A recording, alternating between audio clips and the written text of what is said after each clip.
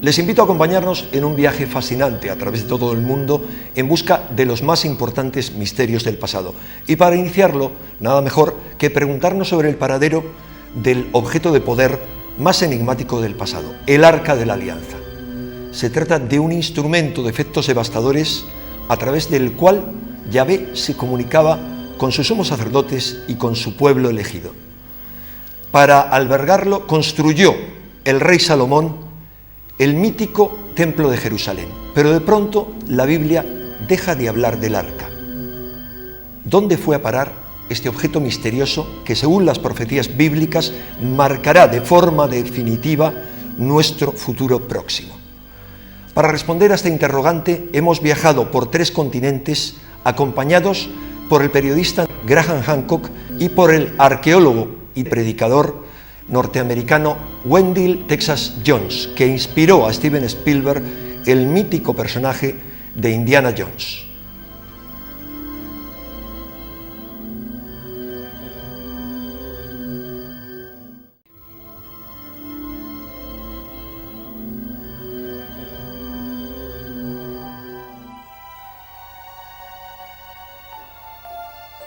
Bien, hablemos de lo que estoy buscando aquí.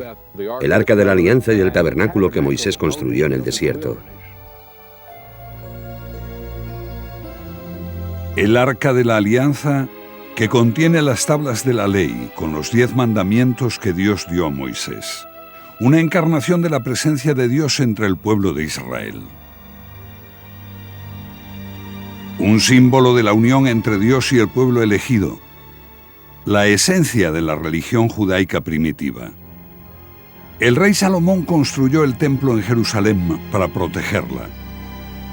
El Arca de la Alianza, perdida para siempre. Durante más de 20 años, Wendell Jones, religioso y experto en arqueología bíblica, ha reunido a un grupo de voluntarios empeñados en la búsqueda del Arca.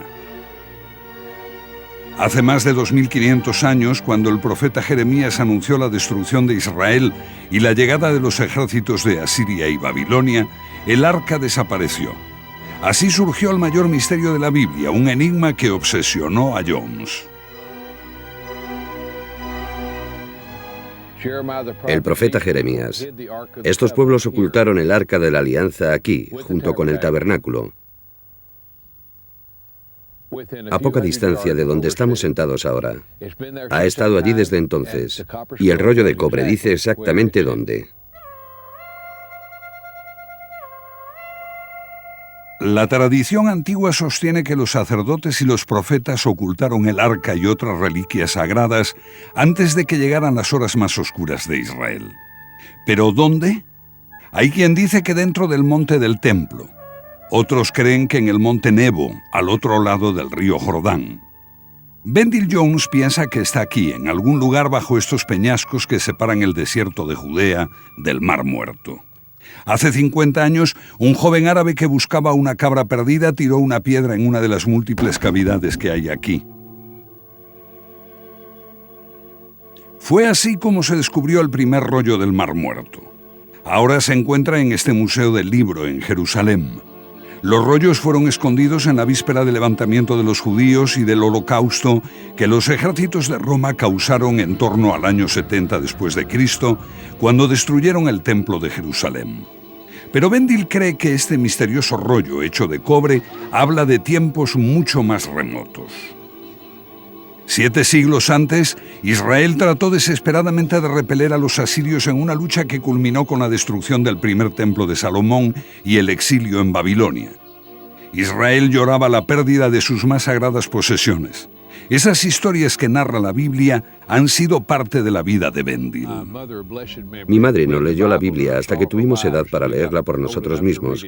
Una vez yo le pregunté, mamá, ¿cuándo empezaste a leer la Biblia? Y ella dijo, una mañana me desperté muy enferma. Mi madre era una mujer muy sana. Consultó al doctor y este le dijo, estás en el 2º mes de embarazo. Ella me explicó. Volví a casa. Me senté en la mesa, abrí la Biblia por el Génesis y empecé a leerlo sobre mi estómago. Yo creía que los fetos podían entender. Por supuesto, esto ocurrió hace 68 años. Y hoy sabemos que los fetos pueden aprender. Jones se asombró al observar que la Biblia oculta la desaparición del arca. No encontramos ninguna explicación ni en la Biblia, ni en la Torá, ni en ningún otro texto. Mi pregunta era, ¿dónde están esos documentos, madre? ¿Dónde están los documentos? Ella no sabía dónde estaban. Me dijo, no lo sé, y agregó, pero puedes estar seguro de que si el pueblo judío escribió y ocultó unos documentos, aún los tienen. Jones cree que el antiguo rollo de cobre esenio es el documento que enumera los tesoros del templo perdido de Salomón. Cree que ha descifrado su mensaje secreto.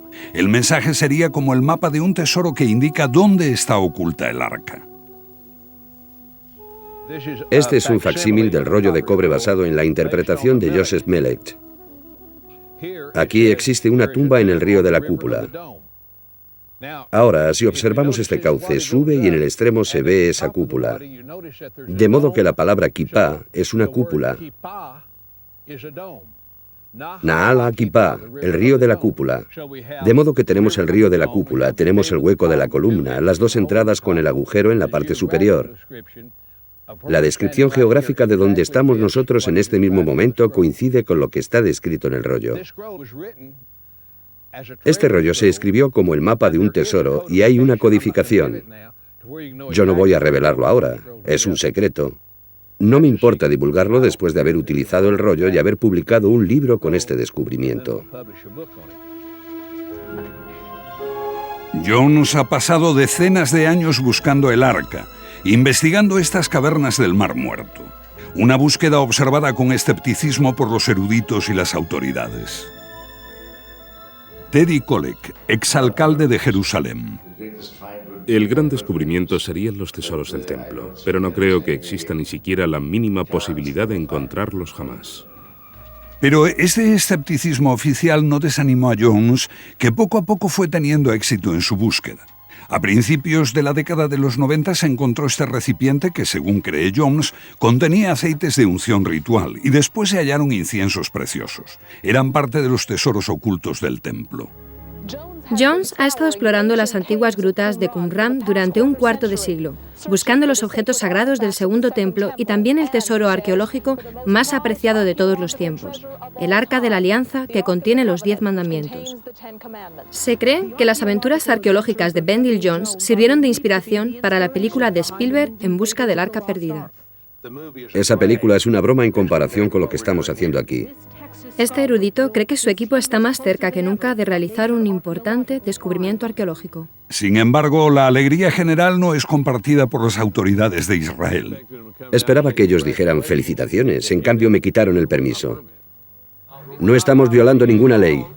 Señor Jones, ahora quite su coche. Lo confirmé con su departamento. Sé cuáles son sus límites. Está fuera de su jurisdicción.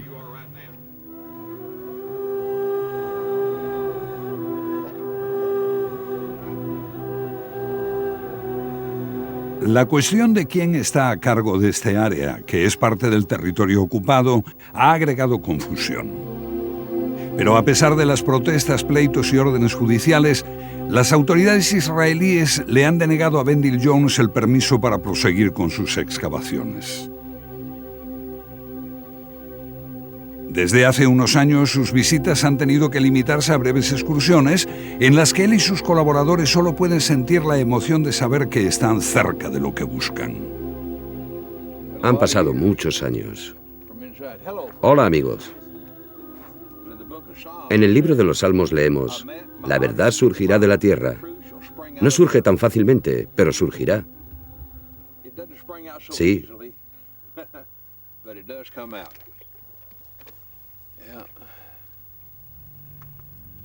Hay mucha sangre, sudor y lágrimas en estas cuevas. Jones se refiere a muchos momentos en que él y su gente se enfrentaron al peligro, pero también a la historia. Sufrieron un gran terremoto aquí en el año 747 y muchas de esas cuevas se hundieron. Los techos se desplomaron.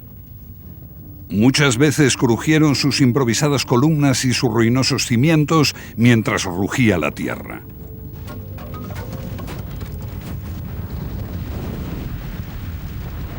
Para Jones, estas situaciones cobraron una importancia vital. ¿Ha visto alguien el cubo de agua?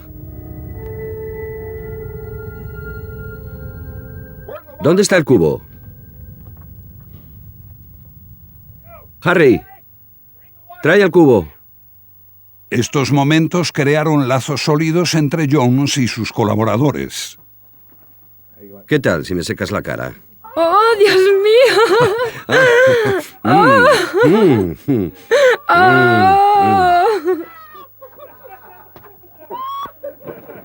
No lo tengo nada claro ahora.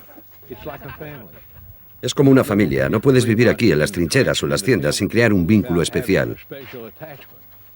Desde hace varios años, Jones ha estado invirtiendo su tiempo, insistiendo para obtener el permiso que les permita excavar donde ellos creen que se halla el arca desde hace más de 25 siglos. Pero también podría ocurrir que estén completamente equivocados. Sí, el arca está aquí, en Axum.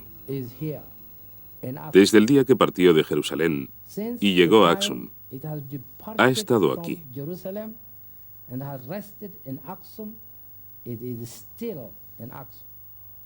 ¿Usted lo cree? Sinceramente lo creo.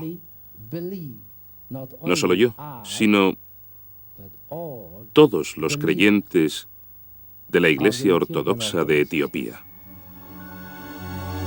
Casi todas las 20.000 iglesias de Etiopía tienen un tabernáculo y un objeto escondido, símbolo del Arca de la Alianza, y tengo una idea de cómo llegó allí, como un regalo que la reina de Saba recibió del rey Salomón de Israel. Los cristianos etíopes creen con firmeza que el arca está aquí, en Etiopía.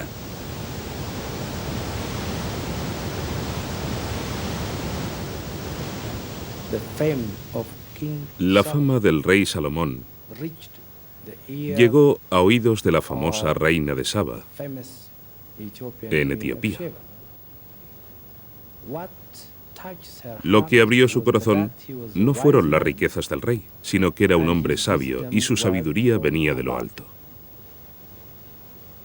La leyenda dice que la reina de Saba visitó al rey Salomón y que se enamoraron y tuvieron un hijo.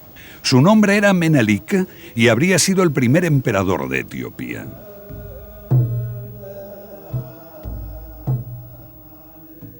Y el rey Salomón amaba tanto a este hijo que le permitió tener la más sagrada posesión de Israel, el Arca de la Alianza. Así fue como la más sagrada de las reliquias, el símbolo de la unión entre Dios y su pueblo elegido, con Menelik, pasó de Israel a Etiopía. ¿Puede imaginarse al hombre más sabio de la tierra construyendo un magnífico templo en Jerusalén para albergar el Arca de la Alianza y después dárselo a su hijo para que la reina de Saba lo tuviera custodiado en una choza de paja? No tiene sentido. Fuera de Etiopía, esta leyenda nunca tuvo credibilidad. La Biblia no deja dudas de que el arca estuvo en el templo de Jerusalén durante siglos después de Salomón. Menelik, si es que existió, simplemente no pudo llevar el arca a Etiopía. Sin embargo, la creencia de que el arca está en Etiopía está muy arraigada en la religión de ese país.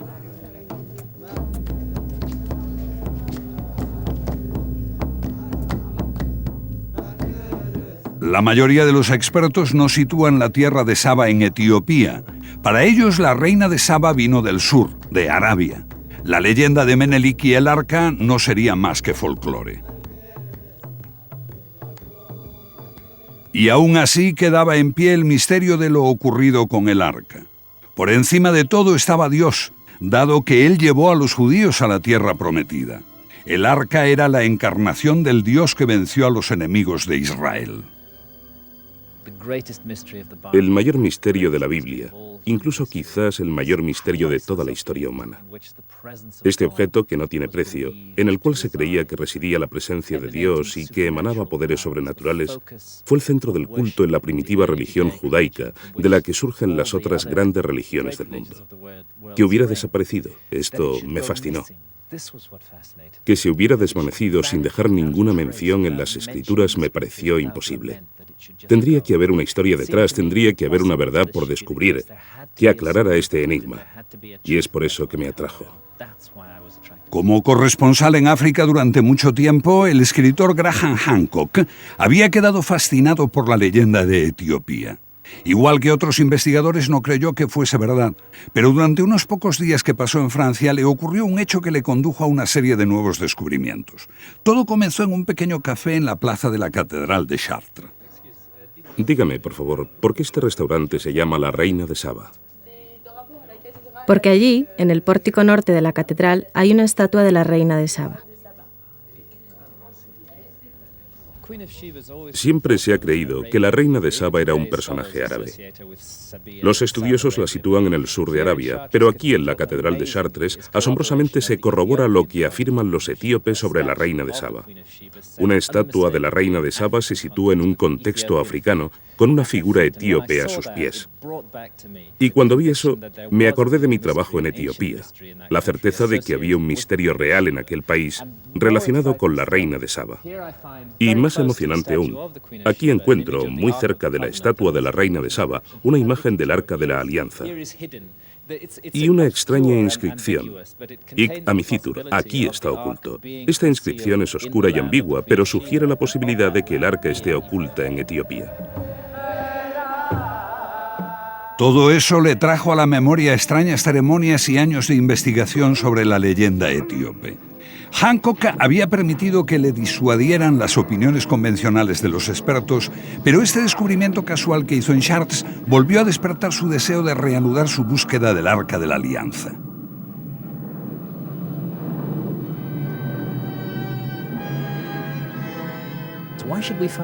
¿Por qué debería encontrar este eco de la tradición etíope en una iglesia cristiana en el norte de Europa de 12 siglos de antigüedad?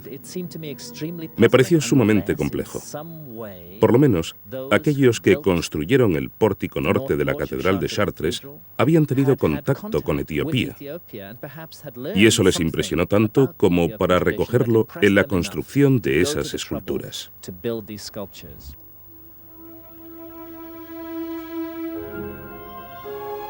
La Catedral de Chartres nació del fervor religioso que trajeron las cruzadas, la conquista de Tierra Santa y el descubrimiento del mundo árabe. De Chartres surgió un nuevo concepto, la arquitectura gótica. A ello colaboró una orden misteriosa y gloriosa, los Caballeros Templarios, la vanguardia de un siglo de sorprendente creatividad.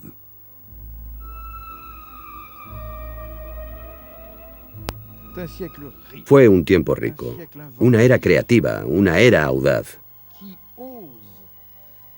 No olvidemos que es un siglo en el que, por ejemplo, se redescubre la cartografía y la ruta a Jerusalén aparece cartografiada en los planisferios. Como dijo el profesor Bernard de Chartres, si ahora gozamos de conocimientos, no debemos olvidar que no somos más que enanos montados en los hombros de gigantes.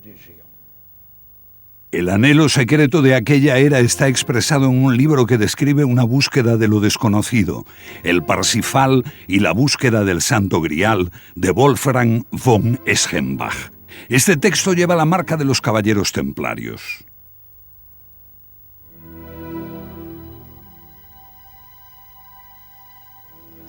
Prácticamente es bajo la perspectiva de los templarios que fue concebida y escrita la búsqueda del Grial por parte de Parsifal. Los especialistas han investigado el significado del Parsifal de von Eschenbach y observaron ecos africanos que conmovieron a Hancock, un experto en aquel continente. Tenemos aquí un buscador del Grial, viajando por las profundidades de África más allá de Roas. Muchos estudiosos han pensado que Roas estaba en Europa, pero yo sé que Roa es el antiguo nombre de una antiquísima capital de Etiopía conocida ahora como Lalibela.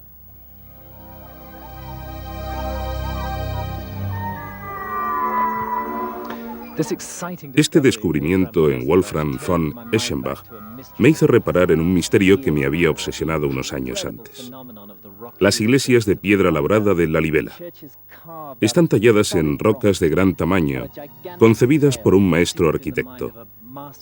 Según las leyendas, fueron construidas por hombres blancos. ¿Esos hombres podían haber sido templarios? Miren aquí en este techo, la cruz de los Caballeros Templarios.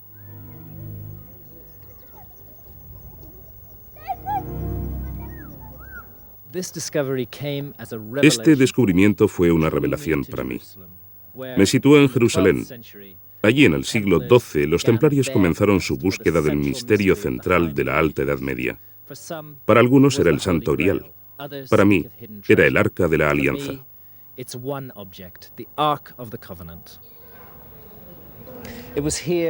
Fue aquí, en Jerusalén, en el siglo XII, donde los caballeros templarios tenían su cuartel general.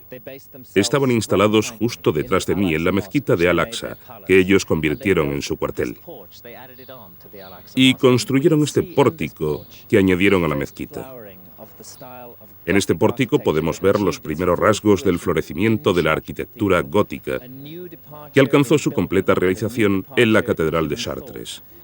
Diseñada, creada por los templarios, una revolución del pensamiento humano.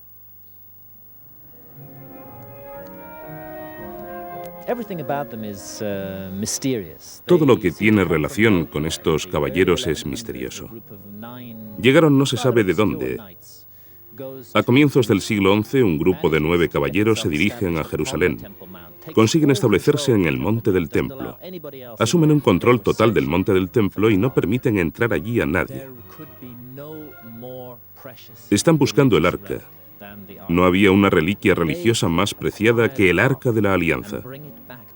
Si pudieran hallarla y llevarla a Europa, entonces sus ambiciones de lograr el mayor poder secular quedarían satisfechas. Con este objeto en sus manos, serían imparables. Al principio, los templarios parecían guiados por lo que habían adquirido de los judíos. Una de las tradiciones judías más enraizadas es que el Arca de la Alianza está enterrada aquí, en las cavernas y túneles del Monte del Templo. El Monte del Templo, durante siglos, ha sido un campo de batalla. Es imposible realizar trabajos arqueológicos allí. Pero en el tiempo de las cruzadas, cuando los templarios ocupaban el Monte del Templo, aprovecharon para cavar debajo del monte, en busca del Arca de la Alianza, supongo yo. Pero de pronto sucedió algo. Se detuvieron. Como si se hubiesen enterado de algo nuevo. La Iglesia de Etiopía ha mantenido siempre un monasterio en Jerusalén. Hoy, solo unos tristes restos atestiguan el modo en que Etiopía nutrió sus lazos con este centro cristiano del Santo Sepulcro. Durante muchos siglos sin interrupción, un pequeño grupo de monjes visitaba tierras musulmanas desconocidas para romper el aislamiento de Etiopía, pero las iglesias más poderosas fueron expulsándolos de sus santuarios. Ahora los monjes se amontonan dentro de unas cuevas convertidas en una iglesia por los cruzados frente a un constante desfile de peregrinos. La Vía Dolorosa conduce hasta una de sus capillas que aún existe. Los servicios se celebran bajo los empujones de los turistas y el objetivo de las cámaras fotográficas. Todo lo que estos monjes pueden hacer es lamentar la pérdida de un pasado glorioso.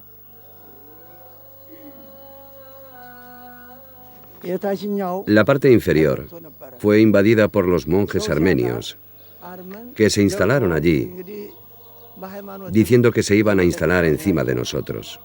Nuestra gente aquí no habla el idioma local y nuestros reyes no llegaron a tiempo para ayudarnos.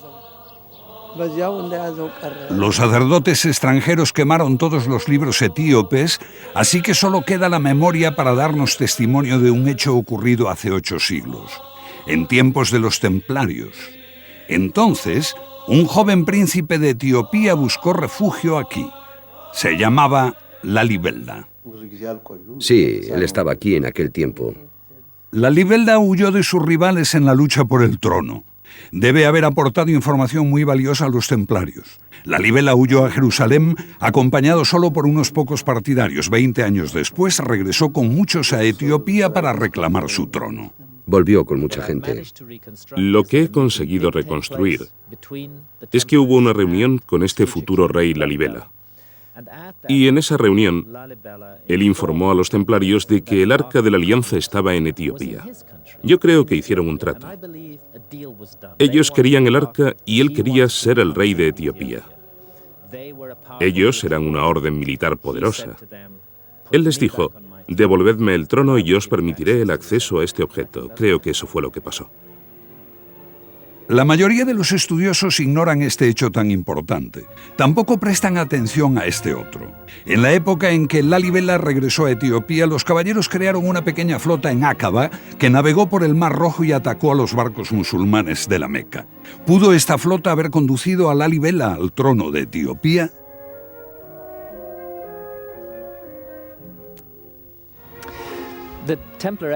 La evidencia templaria jugó un papel crucial en mi propia búsqueda. Me hizo confiar en que había mucho más de cierto de lo que los especialistas estaban dispuestos a admitir, en la tradición según la cual los etíopes poseían el arca. Pero yo me enfrentaba a un problema real. La historia de Menelik trayendo el arca de la alianza a Etiopía no podía ser verdad. Por lo tanto, si el arca había llegado a Etiopía, lo que yo necesitaba era descubrir cómo. Tenía que haber una explicación. Y así fue como me puse a investigar. La Biblia no dice nada sobre la desaparición de su reliquia más sagrada. Sumerge este hecho en el misterio. La tradición judía sostiene que el arca fue escondida para preservarla de los ejércitos de Asiria y Babilonia, pero un estudioso culpa de ello a cierto rey de Israel.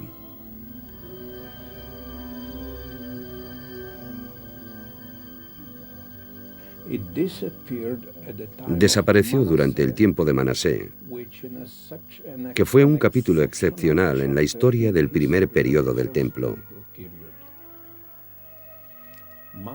Manasé era un gobernante pagano. Él introdujo en el templo una imagen de Asera, que es una deidad cananita, una imagen, un ídolo, ambas.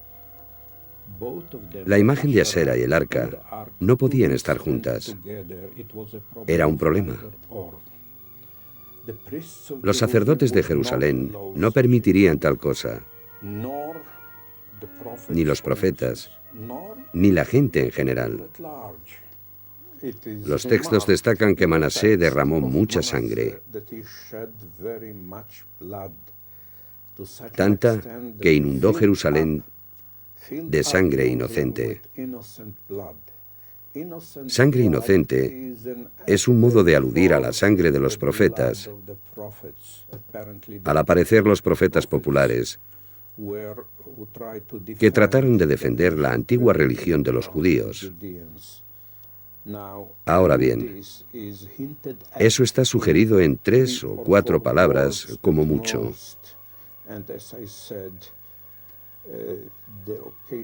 Y como dije, aquello fue tan repugnante para los cronistas que no quisieron extenderse más. ¿Lo entiende? Ahorraron palabras. Hablan de esto de forma muy concisa. Y cuando queremos saber por qué Jerusalén fue destruida, su respuesta es precisamente por los pecados de Manasé. En los años posteriores a Manasé, el profeta Jeremías lamenta la pérdida del arca y el próximo final de Israel. Y poco después llegan los ejércitos de Asiria y Babilonia.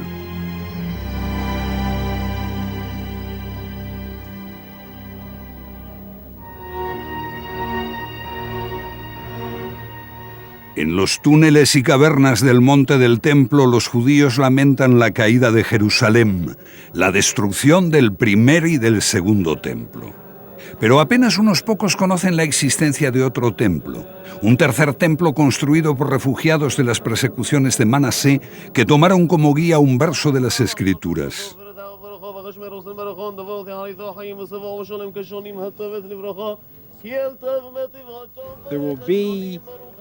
Habrá un altar para el Señor en mitad de la tierra de Egipto y un pilar cerca de su frontera. Y tomando de guía este versículo bíblico, en los tiempos en que Manasé paganizó el templo de Jerusalén, un grupo de sacerdotes huyó a Egipto y allí construyeron un templo sustitutivo en Elefantina.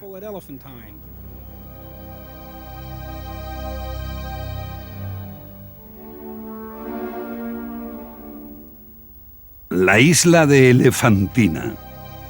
Durante más de un siglo albergó a una colonia de soldados judíos, mercenarios pagados por los faraones para vigilar la frontera sur de Egipto. El sitio ha sido excavado por arqueólogos alemanes.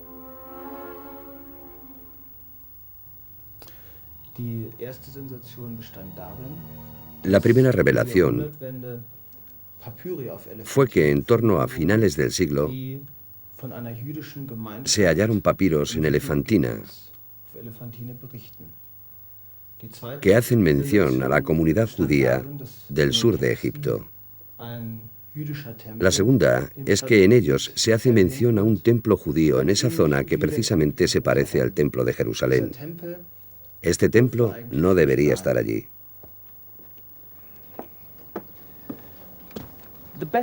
La mejor apuesta para la ubicación del templo judío es que esté exactamente allí, bajo esa grava de miles de años. Lo que estamos viendo son los restos del templo de Junun, depositados encima del templo judío. Aquí, muy cerca, vemos las habitaciones de la colonia militar judía, que se extendía hasta el borde de la ladera de la colina. Este templo es un enigma teológico. En aquel periodo, que fue una época de línea religiosa extremadamente dura, no había ningún otro templo judío en el mundo aparte del de Jerusalén. El concepto total de judaísmo se concentraba en el templo y en el arca. Por lo tanto, solo resulta comprensible que se construyera otro templo con la única finalidad de albergar el arca. Y eso es exactamente lo que yo creo que sucedió. En su opinión, ¿cuánto tiempo permaneció el arca aquí? El arca estuvo aquí desde el 650 a.C., el tiempo de Manase, hasta el 410 a.C., cuando este templo judío de Elefantina fue destruido completamente. Egipto estaba bajo el yugo extranjero. Los sacerdotes judíos y los mercenarios están ahora al servicio del rey de reyes de Persia y son odiados por los egipcios. En Elefantina se venera a Khnum, un dios con cabeza de carnero. Solo a un tiro de piedra desde donde los egipcios rinden culto a esta momia de carnero, los judíos adoran a su dios Yahvé con ofrendas de toros y carneros sacrificados, inflamando de ira a los sacerdotes egipcios. Cuando Egipto se rebela contra el dominio persa, aprovechan la oportunidad. El templo judío es destruido y los hebreos de Elefantina deben huir para ponerse a salvo. Su única vía es hacia el sur, no al norte, hacia Israel. Allí les bloquea el paso un Egipto hostil. Pero por otra parte, un regreso feliz a Israel no duraría mucho, porque Israel había cambiado de una manera dramática. Creo que la fe judía, basada en Jerusalén, había evolucionado durante los siglos en que el arca estuvo ausente de la ciudad santa. Tenemos que recordar que el arca fue llevada fuera de Jerusalén durante el periodo del primer templo y conducida a Elefantina en el 650 a.C., evidentemente según la manera en la que yo reconstruyo los hechos. Lo que sucedió después de eso, 70 años más tarde, fue que el primer templo de Jerusalén fue destruido por Nabucodonosor y los judíos expulsados al exilio en Babilonia. Allí comenzaron a venerar a una deidad incorpórea, una deidad que no tenía presencia física, que estaba en todas partes, omnipotente, omnipresente y omnisapiente. Durante este periodo de exilio en Babilonia, la religión judía evolucionó hacia el tipo de religión que es hoy en día. Y creo que solo en Elefantina, donde el arca permaneció, se mantuvo la antigua forma de religión judía. Por eso, si el arca hubiera regresado a Jerusalén en esa época, en el 410 a.C., podrían haberse creado conflictos entre el clero de Jerusalén y el clero establecido aquí. De modo que todo indica un viaje hacia el sur. No al norte atravesando un Egipto hostil, hacia una Jerusalén que no quería el arca, sino hacia el sur, hacia Etiopía, siguiendo el Nilo, en las verdes regiones montañosas de Etiopía, en torno al lago Tana. El sagrado lago Tana en las montañas centrales de Etiopía.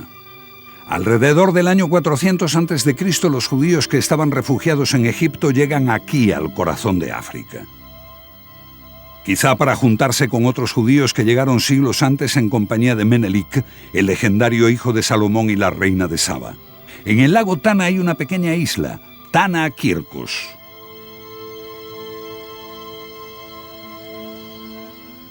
Este es un país cristiano y una isla cristiana, pero mantiene un recuerdo muy vivo de los tiempos en que había judíos y de sus sacrificios de sangre.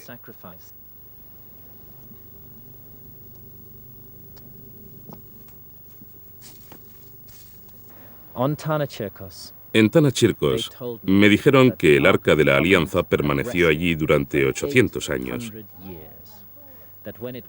Cuando fue traída a Etiopía, se llevó a esa isla por motivos de seguridad. Este había sido el centro de veneración para un pueblo que en aquel tiempo era enteramente judío, y permaneció allí durante 800 años como centro de veneración.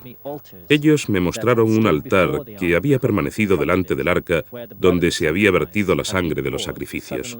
Entonces pude unir todos los cabos sueltos de esta historia.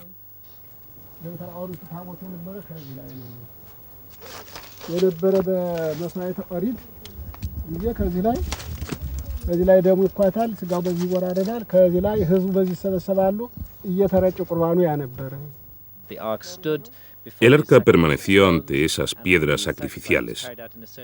La forma en que se producía el derramamiento de la sangre que relatan los etíopes coincide exactamente con las tradiciones del Antiguo Testamento.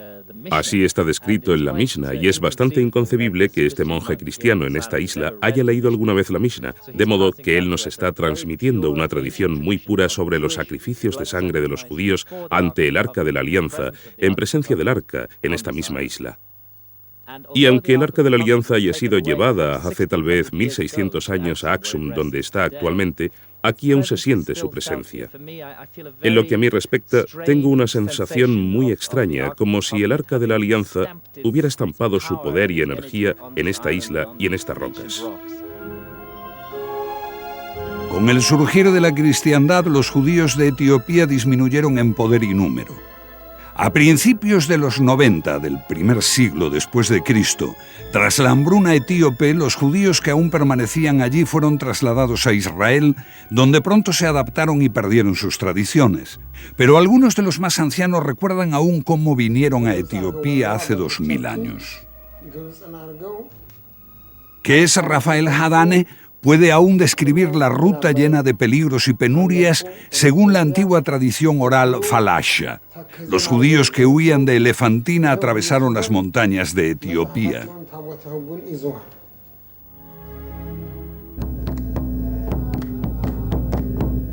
Siglos más tarde, la cristiandad pone fin a la veneración del arca por parte de los judíos en Tana Kirkos. Los nuevos reyes cristianos de Etiopía se enfrentan con los judíos y les obligan a marcharse. Etiopía pertenece a la cristiandad. Y en ninguna parte la victoria del cristianismo está tan clara como aquí. Un pueblo de iglesias sagradas, diferentes unas de otras, se construyó en Etiopía. Por dentro, a veces recuerdan a una iglesia de la Europa medieval. Por fuera no son comparables. Su antiguo nombre fue Roa, hasta que un príncipe exiliado reclamó el trono de Etiopía al regresar y la llamó Lalibela.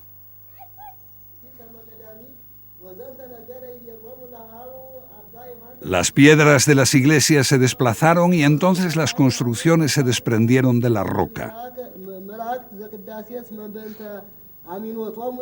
En una explanada, un sacerdote recita una oración por los cadáveres de aquellos que comieron el pan de la Sagrada Comunión.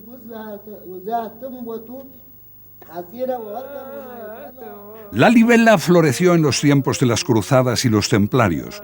Más tarde, los viajeros portugueses nos hablan de leyendas sobre gente blanca que ayudaba a construir iglesias. Esta iglesia está dedicada a la Virgen María y no es un accidente, porque la Virgen María fue una figura de gran significación para los templarios. Y esta iglesia fue construida por estos monjes guerreros y está llena de recuerdos de los templarios. Miren aquí, encontramos la cruz de los templarios. Por aquí arriba, situada en una estrella de David, conocida también como sello de Salomón, y hay una perfecta cruz templaria pintada en rojo como las cruces de los templarios fueron pintadas hace 800 años. Todo el lugar está lleno de vestigios de aquellos días. Y si venimos hacia aquí encontramos algo bastante extraordinario. Si no me equivoco, lo que vemos es una imagen de la mezquita de Al-Aqsa en Jerusalén. Y extrañamente, espectacularmente, tiene cruces en sus cúpulas. Hubo solo un periodo en la historia en que Al-Aqsa estuvo decorada con cruces, y ese fue el periodo en que la ocuparon los templarios en el siglo XII. Si esta evidencia puede ser refutada, la siguiente no. La leyenda dice que Jesucristo mismo se apareció para instruir al rey de Lalibela sobre cómo construir la iglesia. Jesús se habría apoyado contra este pilar, y por eso está cubierto, resguardándolo para siempre de las miradas de los curiosos. ¿Podría verlo? Nadie está autorizado a verlo. Por lo menos podría decirnos lo que está escrito detrás de la tela. Dice Sador, Alidor, Danat, Avera, Rodas, y estos son los nombres de Dios. Sador, Rodas. Las palabras Sator, Rotas, eran de especial significación para los templarios. Forman un anagrama porque se lee tanto al revés como al derecho, y nosotros hemos encontrado esas mismas palabras en una importante propiedad del temple en Gisors, Francia. Las palabras exactas del criptograma templario son Sator, Sador, Arepo, Alido, Tenet, Danat, Ópera, Avera, Rotas, Rodas. Todas las palabras pueden invertirse, leerse hacia adelante y hacia atrás, horizontal y verticalmente. Las palabras de Tenet forman una cruz con un significado en latín y reordenadas, las letras forman las palabras latinas Paternoster, Padre Nuestro, con una A y una O sobrantes, Alfa y Omega, los nombres de Dios sin duda.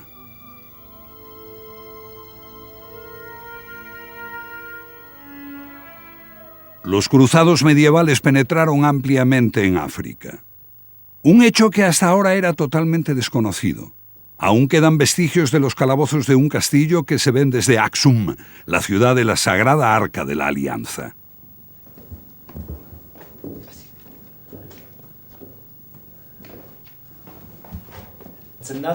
Hay otra cruz templaria, debajo de aquí, una perfecta cruz patada.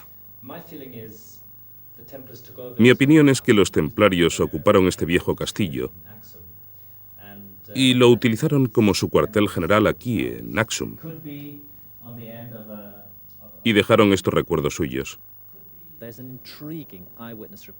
Podría estar al final de una tumba. Podría ser una tumba o un arca.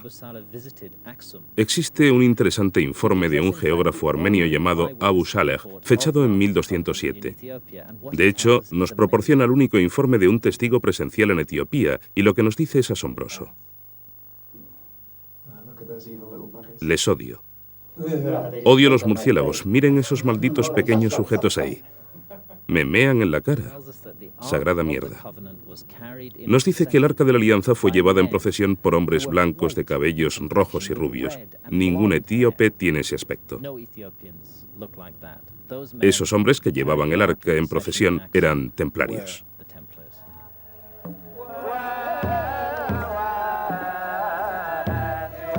Hace 800 años vinieron por esto, la gran ceremonia de Timkat. Fue un día de enero cuando en la sagrada Aksum una multitud esperaba la llegada del arca. Asistir a la ceremonia de Timkat en Aksum es como hacer un viaje a través del tiempo. La danza de David ante el Arca de la Alianza, que se describe con detalle en el Antiguo Testamento, se escenifica en la vida real. El cántico antifonal, voces fugaces hacia adelante y hacia atrás, todo esto nos sumerge en el mundo del Antiguo Testamento. Antiguos símbolos de un imperio que una vez gobernó en Etiopía y más allá. Y trajo el arca aquí desde Tanakirkos, donde permaneció hasta el tiempo del nacimiento de la cristiandad. Nadie ha visto o tocado jamás el arca en Aksum.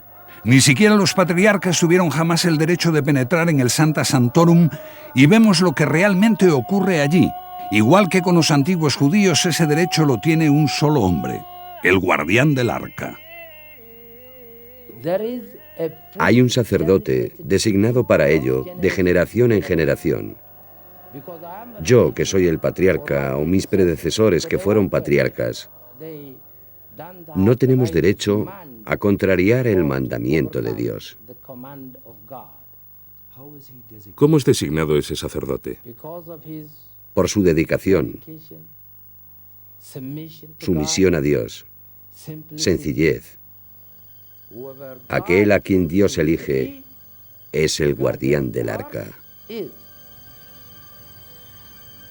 Esta pequeña capilla de Axum alberga el arca, y Tesfa Mariam es su guardián. El único hombre que está autorizado a mirarla y tocarla y está condenado a estar siempre cerca de ella sin separarse jamás. Siguiendo los pasos de Moisés y de Aarón, Tesfa Mariam siente un temor reverencial por el arca que ha de guardar. Sí, porque está escrito cómo debemos orar y comportarnos, para que Dios juzgue nuestra conducta. Y eso era antes de llegar a Etiopía, en los tiempos en que el arca estaba al cuidado de Moisés. Actúa contra sus mandamientos y puede que te destruya con un poder que ha llevado a muchos a la muerte.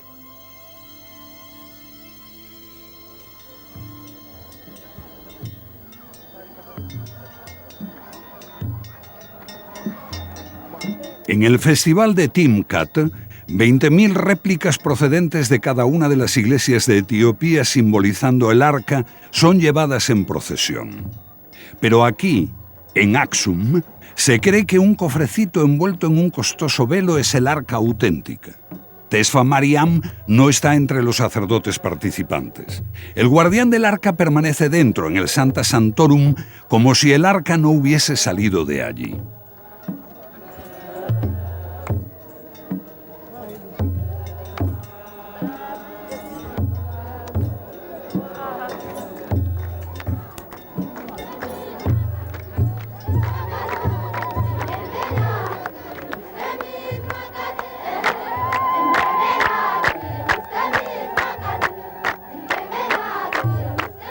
Velas encendidas encima de un trozo de madera se ponen en el agua.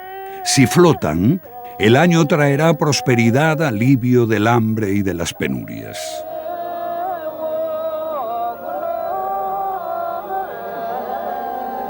Miles de ellas rodean este estanque conocido como el baño de la reina de Saba.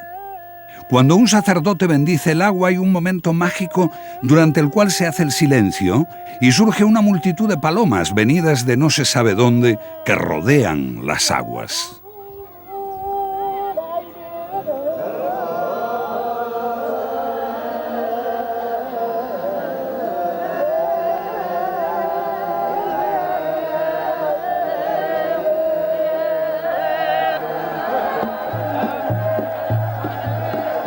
Mientras las velas aún flotan, se recibe la bendición. Durante unos minutos preciosos el agua se considera sagrada y la multitud se adelanta para recogerla mientras los niños desafían las órdenes de los sacerdotes que no permiten nadar allí.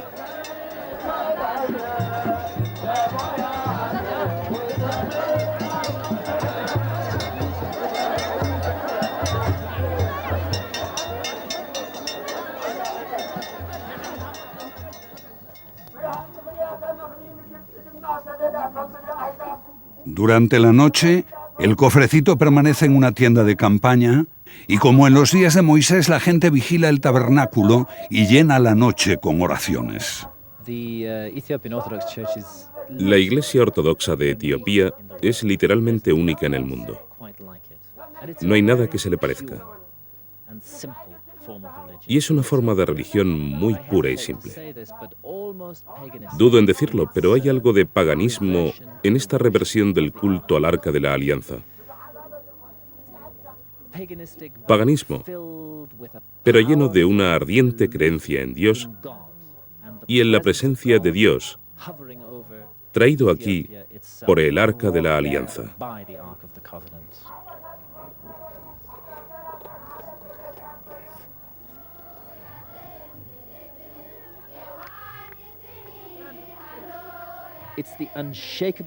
Es inconmovible la creencia de los etíopes en que el Arca de la Alianza, la encarnación de Dios, está aquí en Aksum. Hubo un tiempo en que deseché esta idea, como tantos otros en Occidente. Pero un pequeño incidente durante unas vacaciones en Chartres me llevó a hacer una serie de descubrimientos que ahora me convencen de que lo que afirman los etíopes es cierto y que el Arca sobrevivió aquí durante muchos siglos de tumultos. Una cosa es cierta, el Arca no es este cofrecito envuelto en velos que ahora es transportado de regreso al santuario. Eso es solo una réplica. Debe serlo porque Tesfa Mariam, el guardián del Arca, nunca participa en la procesión. Él permanece todo el tiempo en la capilla, custodiando lo que realmente está detrás. La reliquia más santa de la antigüedad. Su sagrado deber es protegerla y jamás separarse de ella. Nunca sabré con certeza si es el auténtico Arca. Nadie lo sabrá. Solo él lo sabe. El guardián del Arca, custodio de un misterio que debe permanecer oculto. En lo que a mí respecta, ya no tengo ninguna necesidad de desvelar este misterio. Sé que el Arca está oculta, en este o en otro lugar. En Etiopía, o en el monte del Templo de Jerusalén, o en las grutas del Mar Muerto. ¿Está esperando el Arca en algún lugar a alguien que asuma la búsqueda como su auténtico destino? Yo creo en el destino. Sí.